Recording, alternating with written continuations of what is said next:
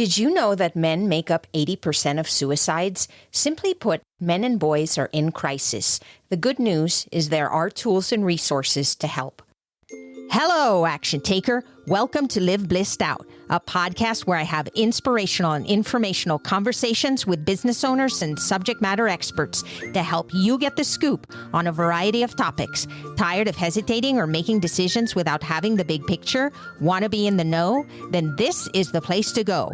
I'm your host, Marissa Houston, helping you achieve bliss through awareness and action. So let's get to it. In this episode, Christopher Lawhead shares his passion for starting conversations and building a community around helping boys and men to live great lives and thrive in health, wealth, and happiness. Chris is a father, entrepreneur, jiu-jitsu coach, and newly published author. He started journaling as a part of his morning meditation practice years ago. This practice turned into a habit, which has yielded his first book, Letters to Our Sons, and a new life endeavor to offer resources and solutions for boys and men's mental, physical, and spiritual health challenges. Chris's new startup, Dude Legit, is aimed at inspiring, informing, and serving those boys and men struggling. He has organized a passionate team of parents, neighbors, martial arts instructors, therapists, NLP practitioners, and healers to contribute to this crisis we face, with the hopes of creating, curating, and distributing resources to keep boys and men out of prison, off the streets, and alive and healthy. His new company, Dude Legit, is focused on the art of dudes living great lives. To learn more, visit dudelegit.com and click on the social media links to connect. Visit amazon.com to purchase Chris's book, Letters to Our Sons. If you'd like to support this podcast and engage with our community, become a professional tier member for backstage access and monthly networking opportunities at ko-fi.com/live-blissed-out. The information, opinions, and recommendations presented in this podcast are for general information only, and any reliance on the information provided in this podcast is done at your own risk. This podcast should not be considered professional advice. Chris, welcome to the show. Hi, Marissa. It's an honor to be here. It's wonderful to have you. I'm really looking forward to our conversation. Set the stage for our listeners and let them know what we're going to be talking about. Well, I'm a father and a friend, and I have noticed what I would consider a significant crisis amongst boys and men. I have lost some very good friends to suicide and alcohol, and I have watched, as we all have watched, these little boys do crazy things at schools, and I'm tired of it, and I want to do something about it. What I've chosen to do is write books, have conversations, do videos, start a little humble media company, essentially dedicated to the health, wealth, and happiness of boys and men, put it that way. This started when I was taking a trip to Hawaii, and Hawaii is a very special place for me. I've gone there many times, and I go there and I pray and I meditate and I center myself, and it's a wonderful spiritual place. And I was flying out there to visit a friend who had just lost her husband to alcoholism. And her husband was a good friend of mine. I knew him from high school. We spent time in college together. I played flute in his wedding. And on my flight out there, I was journaling. I'm a journaler. I write in my journal every day. I type on my computer every day. And I just decided I was going to count how many friends I had lost since my last journey to Hawaii, and it was 13 years. Within 13 years, I had lost 17 friends. They weren't all my best friends, but some of them were. And some of them were more acquaintances, but I cared and loved all these folks. And I realized that the vast majority of them had died either by suicide or by drugs and alcohol, which to me is a different form of suicide. And that number shocked me. I was on my way to Oahu to pay my respects to a lost friend. And what am I going to do? I got to do something. And so my solution, and I won't pretend that I have all the answers, even any of the answers, but I'm going to try. And my contribution to the mental health, the happiness of men and boys is to write books and to interview people and to talk to amazing people like you and see if we can reduce that crisis, reduce that suffering. And this is my first podcast as a guest after writing my first book, Letters to Our Sons, of which I started simply writing to my sons. I'm raising two boys. And not only am I concerned about my two boys, but I'm concerned about my friends and the society as a whole. And here I am. So thank you for having me, Marissa. It's such a pleasure to have you. We don't have all the answers, but the difference here is that you're doing something. And you started with this amazing book to your sons. Could you share a little bit more about what you included in that book and what its purpose is? So I have two young sons, 5 and 9, and I started writing letters to them a few years ago. And then when I moved, I lost all the letters. And these letters were long-winded rants about the world and what you should do. And we're talking 4 pages, 5-page letters. When I lost them, I said, well, I'm really going to do this time, and I'm going to publish it so I don't lose these letters again. And so again, I wrote long-winded letters. I collected them. I said, this is too much. So I reduced them to a single page. And then I said, that's too much. My kids are young. So then I reduced them again to these short, little cute rhymes in the style of Dr. Seuss to get my point across. And it's just laying the foundation of what I think these boys should understand. I talk about figuring it out, whatever it is, you got to figure it out. I talk about time vampires. I talk about kindness and family. I have 36 letters. I've documented these things that I want my boys to learn, and I put them in a format that's, I think, quite easy for a father, a mother to read to their sons and then talk about it. So you can read one of these letters in 20 seconds. And then you talk about it. So let's say focus. You take 10 seconds, you read the poem about focus, and then you talk to your kiddo about focus. Well, I think that's a superpower. Well, why is that a superpower? Yeah, it doesn't make you fly, it doesn't give you X-ray vision, but focus is absolutely a superpower. So it opens up these conversations. Absolutely. And here's the thing. Parents love their kids, and many of them have a hard time telling them as often as they wish. I hear it all the time, parents going, I wish I'd told my kids how much I appreciate them or love them. And some never write any letters to them, much less publish a book with letters, much less share that information with others. What you're doing here is you're taking your knowledge, what you believe, what you feel is important for your sons, and you're now putting it out there for other people to appreciate and be able to benefit from. You took it to another level that could help more than just your sons. Writing letters, they easily get lost or forgotten, but now you have something that can be cherished for generations to come, if not forever. That is really where it's at, taking action and doing something to help inspire others. That's my hope. My superpower is simply to try. And that's actually going to be in my next book, which is Superpowers. I'm almost done with book 2, and it's a book about real life superpowers that kids can use and adults can use too.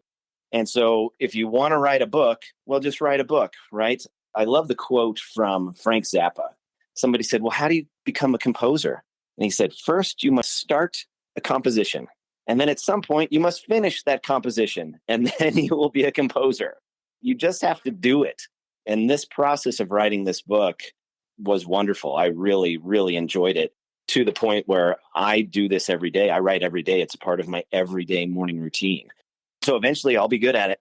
Yeah. And I think most of us don't learn that till very late, where we're so concerned about so many things that we stop ourselves from taking action. It took me a really long time to realize that failure is part of the process. And it's okay to make those mistakes, because as I go through them, I realize I wouldn't be where I am right now if I hadn't fallen or if that direction didn't work out for me. It's part of the journey, and it's part of what leads you where you need to go. So embrace it and don't be afraid of it. It's that fear that stops us from doing the things that we really want to do. When I used to teach music lessons, they'd say, well, I'm scared to do the recital, or I'm scared to try to play this piece of music. And I'd say, well, what happens if you mess up? And they'd think, and I'd say, nothing bad happens if you mess up. And thank goodness you didn't give up when you were trying to walk, when you first started to learn to walk. Because listen, you got up, you fell down, you got up, you fell down, you got up, you fell down, over and over. And eventually you learn to walk. And you hope that you can take that approach with everything that you care about and everything that's worth doing, right? Like this podcast right here. This is my first podcast as a guest. And we were talking before we hit record, and I said, hey, I'm a little nervous because this is my first podcast. you just assured me that it's just you and I talking, and we're starting something cool here. And you just offered so much help and so much comfort and assistance. And here we go. You want to do a podcast like you've done now, what, 130 episodes? Well, I'm guessing you started with a single episode, and then you did a second episode and a third, one foot in front of the other. Exactly. It's taking that first step. The fear that you had for being on the podcast, because it was your first one, is more in your head. Because the reality is, once you're on it and you realize we're sharing great information with people that could be helpful to them, you take it outside of yourself. I guess it's self-imposed. We're thinking so internally when it's really about the people that are listening to us right now and how we can help them. I was very excited to talk to you about the book because I think what you're doing with that, people need. Why do you think this is happening? Is this any different than it has been in the past? Meaning, is it more magnified and that's why we think it's happening more? Or is it really happening more? And in that case, what do you think is causing it? And what are some things we can do to help support men more so that they feel valued, that they're not feeling hopeless? Well, that's a huge question. And we could talk about that for the next 20 years. I'm going to give you the nerdy answer, and then I'm going to give you my kind of heartfelt, funny answer. The nerdy answer is really addressed in the book called The Boy Crisis by Warren Farrell. And he goes in depth into the various reasons that we have a boy and man crisis. And he goes deep into the culture and the statistics and all that. So I won't pretend I can articulate it as well as Warren Farrell, right? He's a PhD. He's a super smart guy, put a lot of work into it. I'll give you one example, and this is the Bill Burr example. So Bill Burr is a famous comedian, and he has this bit where he says, women get together and they talk about everything. They talk about their feelings, their lives, their families, their hopes, their dreams, their struggles. They talk about everything. Men get together and they don't talk about all that stuff. In fact, they hold stuff back to the point where they can't even admit a puppy's cute. And because they can't admit a puppy's cute, that stuff just builds in them, and then they have a heart attack when they're 50. Bill Burr says it in a very funny way, but to a significant point, I think men need to learn to speak up and commune with each other and acknowledge they have problems and tell each other they have problems and support one another. It's all well and good to man up, be tough. I'm all for that, right? I'm all for being tough. I'm all for, quote unquote, manning up. I'm also for telling people that you're struggling. I'm also for admitting that you're not the toughest dude in the world. I'm also for acknowledging you might have mental health struggles. So one of my solutions that I've been participating in quite vigorously is simply talking to my buddies, talking about our mental health struggles, talking about our families, talking about our kids, our hopes, our dreams. Yeah, we can still be tough, and we can still go to jiu-jitsu and wrestle on the ground and flex our muscles and all that. And we can be vulnerable with each other. So I think that's a big key, is the shift in the masculine culture to acknowledge struggles, to acknowledge vulnerabilities. There's just a power to talking to somebody. I don't want anybody else to struggle, but when I hear somebody admit that they have the same struggles as me, it makes mine easier. Are you searching for a trusted merchant service provider for your business? SG Associates LLC is your partner for quality payment and merchant service solutions. With over 15 years of experience in credit card processing, SG Associates offers merchants the best pricing, products, and customer service available from a payment and solution service provider. Their number one goal is to save their merchants as much as possible on their credit card processing fees. To learn how they can help you, call 1-800-455-5211 or visit sg-associatesllc.com. Absolutely. You don't feel like you're alone. And that's what happens, is you really feel like nobody else is experiencing it, especially in today's world where we put a show on. Oh, yeah. When I watch social media, to me, it's all a show. It's kind of like one big reality show.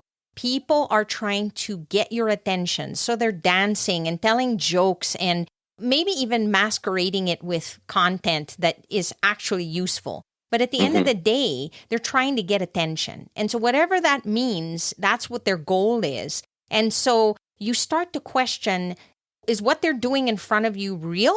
Or are they doing it just because they know that it's going to grab your attention? And you have to question that and realize that every single person in this world is struggling in some way. They're just not telling you, but everybody's struggling. There is no one out there that is living a perfect life, no matter the circumstance. I think just knowing that and knowing that there are people out there that have the same experiences and struggles really helps you realize that you're not alone and we can help each other. And there's probably people out there that have been through it and can help you navigate through it too. How can they do that if they don't even know what you're going through? That's right. They won't know unless it's safe for them to hear it. It's safe for you to say it. You know, I train jiu-jitsu and it's become a great love of my life. And when you get a black belt, we call you professor. And one of the head professors of my academy, he went on a TED Talk. And this is a tough, tough man. His name's Elliot Marshall. He was in the UFC. He's got a black belt in jiu-jitsu. He's a big, strong dude. He's super smart. He's got a degree in mathematics. He runs a very successful jiu-jitsu academy. And this guy went on to a TED Talk and admitted he had significant anxiety. He admitted that he had a mental breakdown. And I was so inspired by that because if you look at him from the outside, you say, wow, he's as tough as they come. He's as successful as they get. This guy has got it all together. And then he goes on TED Talk and he says, listen, I had a mental breakdown. I have a therapist. I'm on medication.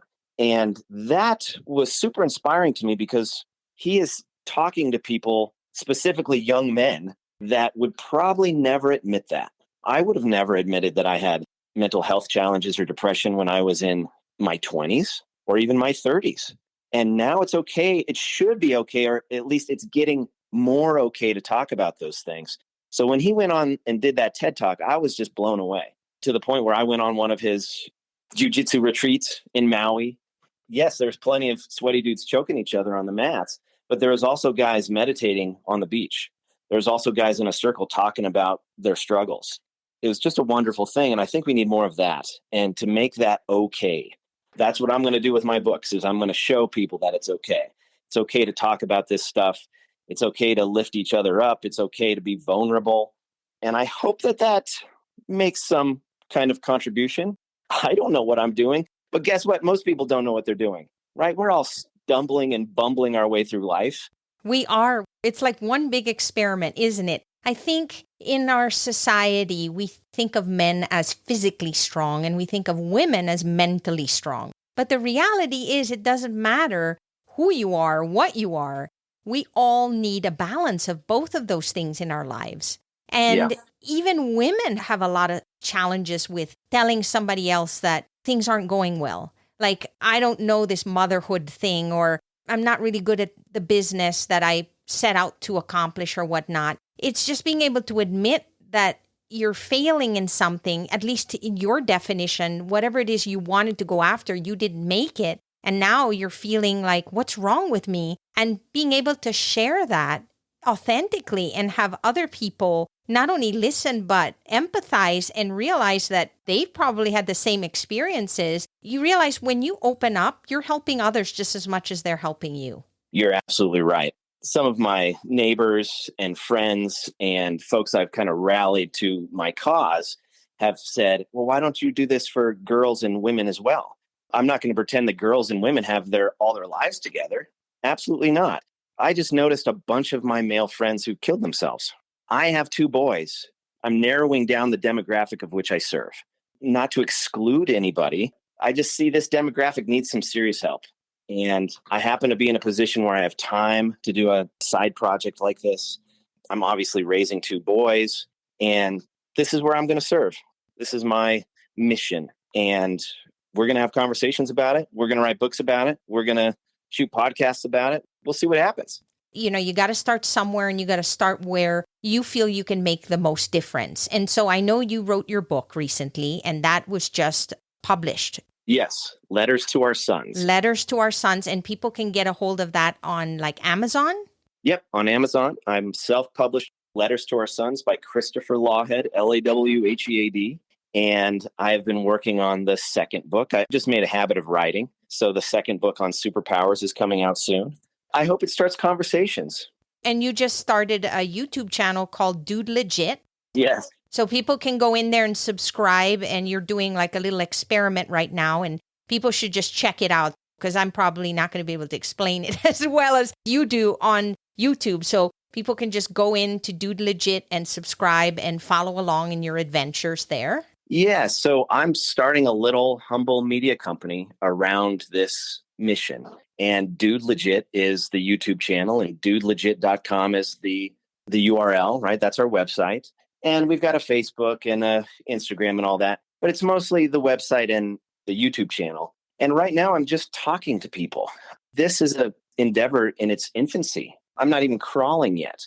Who am I talking to? I'm talking to you. I'm talking to my neighbors. I'm talking to counselors, martial artists, business people, moms, dads, folks that are concerned with this. And we're going to try to make life a little better. That's all you can do. And so, yeah, dudelegit.com and Dude Legit on YouTube. Right now, I'm doing a 30-day challenge on YouTube to act as if I had 30 days to live. And I'm just vlogging about it.